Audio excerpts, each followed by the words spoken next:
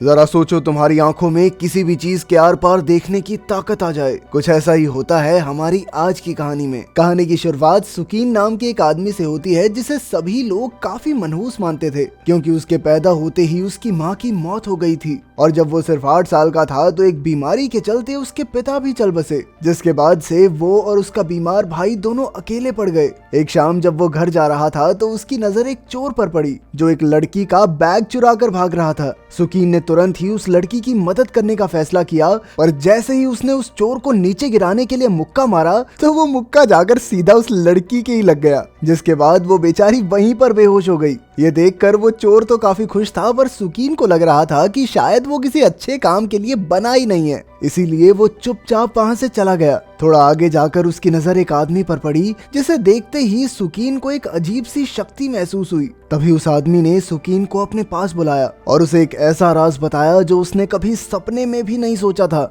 असल में सुकीन उस आदमी का ही बिछड़ा हुआ बेटा था जो काफी समय पहले उससे अलग हो गया था। साथ ही उस आदमी ने बताया कि उसके पास कई रहस्यमयी जादुई शक्तियां हैं, जिनमें से एक शक्ति अब वो अपने बेटे सुकीन को देना चाहता था। इसके बाद उस आदमी ने जादू की मदद से सुकीन को एक ताकत दी जिसका नाम था सुनहरी आंखें। उस आदमी ने बताया कि ये ताकत समय के साथ बहुत बढ़ जाएगी, पर सुकीन को इसका इस्तेमाल सिर्फ अच्छे काम के लिए करना होगा। इस ताकत के शरीर में आते ही सुकीन वहीं पर बेहोश हो गया और जब सुबह उसकी आंख खुली तो वो एक रोड पर पड़ा हुआ था। दूसरी तरफ एक रॉक स्टैंप की नीलामी शुरू होने वाली थी, पर तभी ऑलिव नाम की एक औरत ने उस रॉक स्टैंप को एक नकली स्टैंप से बदल दिया और फिर उस असली स्टैंप को एक किताब में रखकर टेबल के नीचे छुपा दिया ताकि वो उसे बाद में ले जा सके। पर उसके वापस आने से पहले ही वो किताब नीचे गिर गई और एक सफाई कर्मचारी ने उस किताब को उठाकर कूड़े में फेंक दिया, जिसके बाद वो किताब किसी तरह एक दुकान में पहुंच गई जो सुकीन के इकलौते दोस्त जैकिन की थी। थोड़ी देर बाद सुकीन भी वहां पहुंच गया और उसने अनजाने में वो किताब खरीद ली। इसके बाद वो उस किताब को लेकर अपने घर गया जहां उसने अपनी भाभी के साथ खाना खाया। तभी उसकी नजर अपनी भाभी के चेहरे पर छाई हुई उदासी पर पड़ी जो उनके घर की हालत की वजह से थी। असल में उसकी भाभी ही घर का सारा खर्चा चलाती थी और उसके भाई की दवाइयों से लेकर सुकीन की पढ़ाई का खर्चा सब कुछ बहुत ज्यादा हो रहा था। सुकीन समझ गया था कि उसे जल्द ही कोई नौकरी ढूंढनी पड़ेगी, पर उसकी भाभी ने उसे सिर्फ पढ़ाई पर ध्यान देने को कहा। इसके बाद सुकीन अपने कमरे में गया जहां उसे अपनी शक्तियों का पहली बार एहसास हुआ। असल में अब वो चीजों के आर पार देख सकता था और तभी उसकी नजर किताब के अंदर मौजूद उस रॉक स्टैंप पर पड़ी। सुकीन को इस स्टैंप की असली कीमत का कोई अंदाजा नहीं था, इसीलिए वो उस स्टैंप को लेकर तुरंत ही अपने दोस्त जैकिन के पास पहुंचा और फिर वो दोनों मिलकर टैंग हू नाम के कलेक्टर के पास गए। सुकीन के हाथ में वो स्टैंप देखकर टैंग हू बहुत ज्यादा हैरान था, क्योंकि कुछ ही दिन पहले एक नीलामी में उसने वही स्टैंप खरीदी थी। इसीलिए उसने उस स्टैंप की जांच करने के लिए एक एक्सपर्ट को बुलवाया, जिसने अपनी जांच के बाद उस स्टैंप को असली घोषित कर दिया। एक्सपर्ट की जांच के बाद टैंग हू ने वो स्टैंप खरीदने का फैसला किया और जब उसने सुकीन से उसका रेट पूछा तो उन दोनों ने तुरंत ही उसका रेट 4 लाख बता दिया।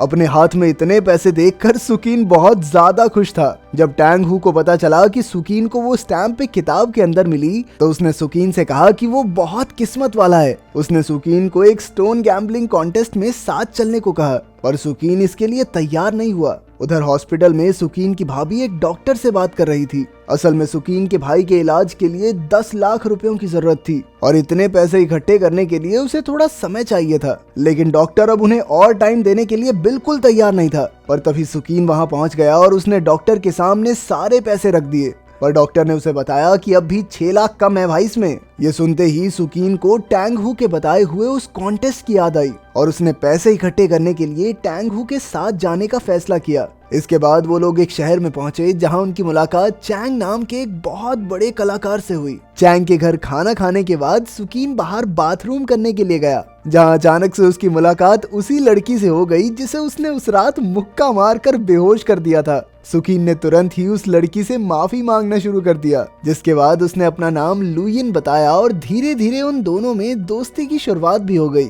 अगले दिन वो चारों एक साथ स्टोन मार्केट में गए, जहां चैंग ने उन्हें बताया कि अगर उन्हें एक पत्थर के अंदर से जेड मिल जाए तो वो लोग काफी पैसे कमा सकते हैं। उसकी ये बात सुनते ही सुकीन ने अपनी शक्तियों की मदद से एक पत्थर ढूंढा जिसके अंदर एक खास जेड मौजूद था। इसके बाद वो शानजो नाम के एक आदमी की दुकान पर पहुंचे, जहां सुकीन के बताने पर उन्होंने एक खास पत्थर को चुना। उस पत्थर को काटते ही उसके अंदर से एक बहुत ही खास जेड मिला, जिसे देखते ही शानजो ने उस पत्थर को बेचने से मना कर दिया। उसकी ये बात सुनकर टैंग हू को बहुत ज्यादा गुस्सा आया। वो तुरंत ही शानजो के साथ बहस करने लगा, जिसके बाद शानजो ने कहा कि इस मामले को सुलझाने के लिए उन्हें एक मुकाबला करना चाहिए। लेकिन जब टैंग हू के हाथ पहले ही वो नायाब पत्थर लग चुका था तो वो दोबारा मुकाबला क्यों करे। तो उनमें से कोई भी इस चीज के लिए तैयार नहीं हो रहा था।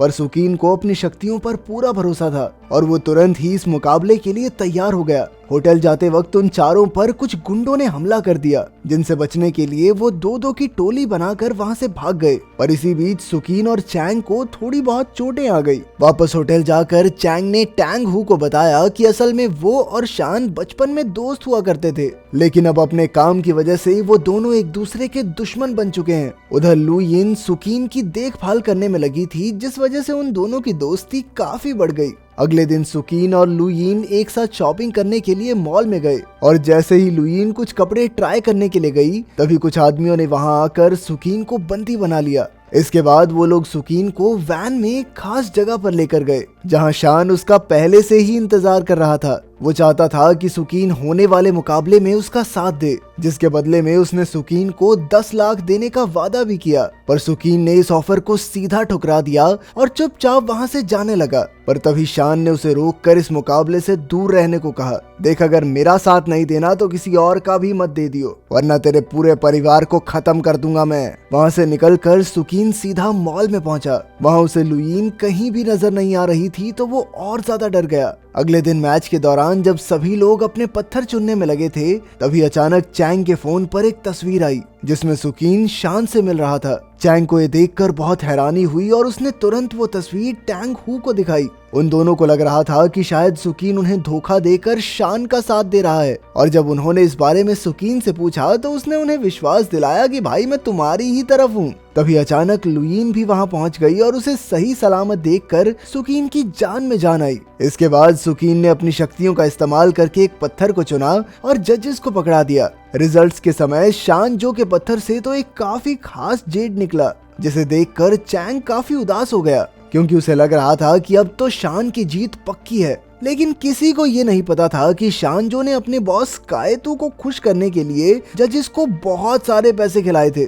इसके बाद जब सुकीन की बारी आई तो उसके पत्थर में एक बहुत ही ज्यादा कीमती जेड निकला, जिससे वो इस मैच का विजेता बन गया। पर शानजो इस बात से बिल्कुल भी खुश नहीं था। उसी शाम सुकीन ने लुयीन को एक खास ब्रेसलेट तोहफे में दिया और अब धीरे धीरे उनकी नजदीकियां बढ़ती जा रही थी। उधर शानजो अपने बॉस कायटू से अपनी हार के लिए माफी मांगने में लगा था, लेकिन कायटू बहुत ज्यादा गुस्सा था और उसके इस गुस्से को शांत करने के लिए शानजो ने उसे ड्रैगन स्टैंप लाकर देने का वादा किया, जिसके बाद कायटू उसे एक आखिरी मौका देने के लिए तैयार हो गया। लेकिन अब शानजो के पास गलती का कोई मौका नहीं था। उधर सुकीन और उसके साथ ही अपने पत्थर से निकले जेड से बने ब्रेसलेट की नीलामी के लिए पहुंचे, जहां उनका ये ब्रेसलेट 80 लाख का बिका। वो सभी लोग ये रकम सुनकर बहुत ज्यादा खुश हो गए। इसके बाद टैंग हू को स्टेज पर एक स्पीच देने के लिए बुलाया गया, पर अपनी स्पीच के दौरान टैंग हू ने अपनी जेब से 2 रॉक स्टैंप निकाले और सबके सामने नकली वाला रॉक स्टैंप फाड़ दिया, जिसका सीधा मतलब ये था कि असली रॉक स्टैंप का मालिक अब सिर्फ टैंग हू है। इसके बाद वो लोग अपनी जीत की खुशी मनाने के लिए क्लब में गए, लेकिन पार्टी के बीच में ही कुछ लोगों ने टैंग हू को बाथरूम से ही किडनैप कर लिया। जिसके बाद सुकीन को एक फोन आया और ये फोन किसी और का नहीं कायतू का था, जिसने टैंग हू को छोड़ने के बदले असली रॉक स्टैंप की मांग की। उधर शानजो अपनी गलती की माफी मांगने के लिए कायतू के पास पहुंचा, जो शानजो की गलती से हुए अपने नुकसान के लिए बहुत ज्यादा निराश था। पर कायतू को मनाने के लिए शानजो ने उसे एक राज बताया। असल में रॉक स्टैंप के ऊपर एक खजाने का नक्शा बना हुआ था और एक दूसरे देश का वासी होने की वजह से टैंग हू इस खजाने तक नहीं पहुंच सकता था। कायतू को ये प्लान तो बहुत अच्छा लगा, पर उसने शाबाशी देने की जगह शानजो का कत्ल कर दिया। उधर सुकीन और उसके साथ ही टैंग हू को बचाने के लिए कायतू के अड्डे में घुस गए, जहां उसके कुछ आदमियों का सामना करते हुए वो टैंग हू के पास पहुंच तो गए, पर वहां उन्होंने देखा कि टैंग हू एक टाइम बॉम्ब के साथ पिंजरे में बंद था, जो कि बहुत जल्द फटने ही वाला था। सुकीन ने अपनी शक्तियों की मदद से उस बॉम्ब को रोकने की बहुत कोशिश की, पर अभी वो इतना काबिल नहीं बना था। तभी कायतो भी वहां पहुंच गया और उसने बंदूक की नोक पर उन सभी को बंदी बना लिया। और अब उसकी शर्त थी कि अगर वो टैंग हू को बचाना चाहते हैं तो उन्हें वो रॉक स्टैम्प उसके हवाले करना पड़ेगा। उनमें से किसी को भी समझ नहीं आ रहा था कि आखिर वो अब क्या करें। पर तभी लुईन ने कायतो का ध्यान भटकाने के लिए अपने हाथ से ब्रेसलेट निकालकर उसकी तरफ फेंक दिया, जिसका फायदा उठाकर सुकीन और चैंग ने एक दूसरे पर काबू पा लिया। कुछ दिनों बाद सुकीन के सपने में वही आदमी आया और इस बार उसने सुकीन को एक दूसरी जादुई शक्ति दी, जिसकी मदद से वो बीते हुए कल में देख सकता है। अगर वीडियो पसंद आई तो लाइक कर देना, चैनल को सब्सक्राइब कर देना। मिलते हैं अगली वीडियो में।